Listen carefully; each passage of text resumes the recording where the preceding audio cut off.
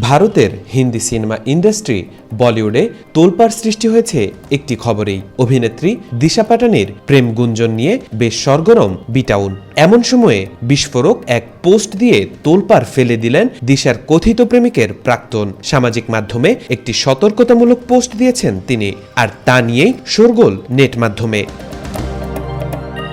শোনা যাচ্ছে পাঞ্জাবি গায়ক তালবিন্দর সিং সিধুর সাথে প্রেমে মজেছেন দিশা পাটানি। এমন গুঞ্জনের মাঝে সেই গায়কের প্রাক্তন প্রেমিকা সোনি কৌরের পোস্ট নিয়ে আলোচনা। সেই পোস্টে কারো নাম উল্লেখ না করলেও সোনি কৌর দিয়েছেন এক ভয়াবহ ইঙ্গিত।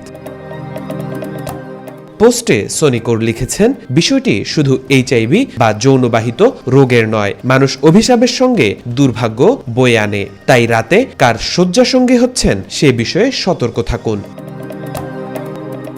ভারতীয় গণমাধ্যমের এক প্রতিবেদনে বলা হয়েছে, সরাসরি নাম উল্লেখ না করলেও সোনির সেই পোস্টটি তালবিন্দরকে উদ্দেশ্য করে লেখা হয়েছে তা নেটিজনদের অধিকাংশই ধারণা করছেন। এতে তৈরি হয়েছে নানা আলোচনা ও বিতর্ক। অনেকে প্রশ্ন তুলছেন, তবে কি দিশার নতুন এই বিশেষ বন্ধু সত্যিই কোনো গুরুতর রোগে আক্রান্ত? যদিও এমন বিতর্কের মাঝেও দিশা বা তালবিন্দর এখন পর্যন্ত তাদের কেউই মুখ খোলেননি।